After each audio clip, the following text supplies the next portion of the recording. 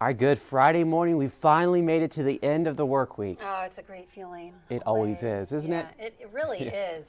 You kind of want to play some music and going. Yeah. How about some Tina Turner? Yes, great option, Yeah. always. Speaking of Tina Turner, so listen to this. This is interesting. A decades-old Tina Turner song thought to be lost has been rediscovered. The song "Hot for You Baby" was originally recorded for Turner's 1980s album Private Dancer. And it was found, it was played for the first time yesterday when it was featured on BBC Radio. It's unclear how it became lost, but it will be included in a special Private Dancer anniversary album slated to be released in March. And of course, Tina Turner died in 2023 at the age of 83 in her home in Switzerland. But you kind of wonder, where was the song all this since the 80s? Yeah, and then it just suddenly surfaced. Yeah. Maybe it was like on an old cassette or something, and That's true. they found it, and they're like, what is this? Yeah, what is that? But yeah, I love Tina Turner, so I'll definitely have to go back and listen to that. I know. I love her music, and it's just, yeah. So what an icon, though. You never expect hearing new music from her No. in 2025. Yeah, exactly. Yeah. Anything's possible. That's right. It's pretty cool. All right, yeah, we'll be listening to that on this Friday. Yes. All right, thank you, Jennifer. Let's take a look at our local headlines on this Friday morning.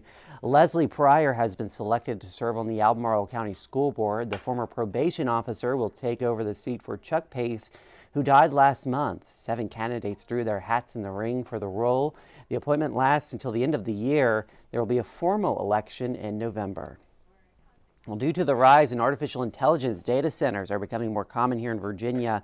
Now Albemarle County is looking to regulate their growth by updating its zoning laws. The proposed amendment would require larger data centers to apply for a special use permit.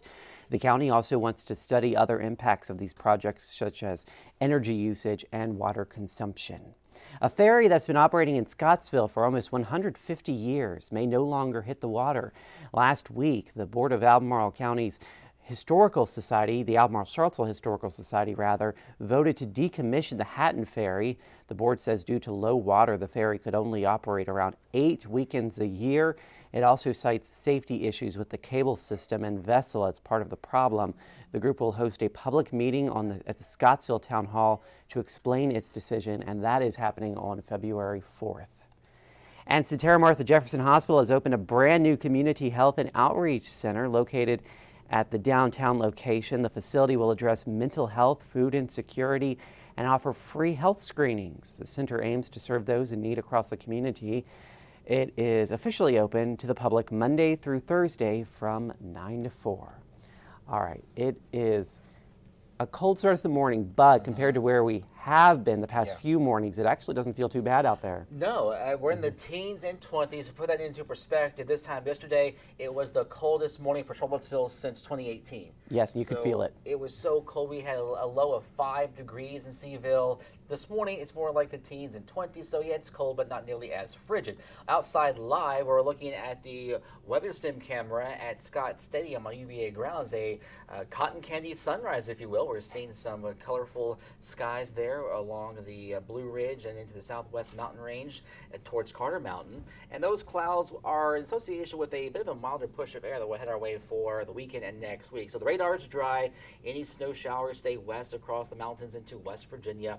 Temperatures are in the teens and 20s, mostly teens and 20s, and that is about 15, 20 degrees warmer than what it was 24 hours ago. So today's forecast, mainly sunny, a light wind. Highs will go above freezing in the 30s, back below freezing tonight. In fact, tomorrow morning will be colder than this morning in the single numbers and mostly teens. Tomorrow, though, a quick rise, upper 30s, low 40s, when that freeze-thaw cycle will go into next week. Highs 40s and 50s, lows 20s and 30s, and, you know, 40s and 50s will feel quite nice to us.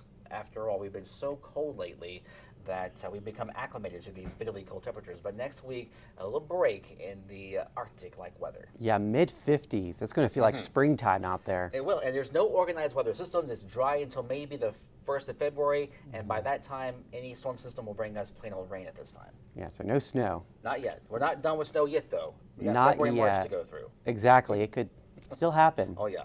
I think the atmosphere will begin to reload after next week, so stay tuned for that. All right. Thank you, Josh. Thank you guys for joining us in the Morning Rush. Let's get one final check of the traffic this morning.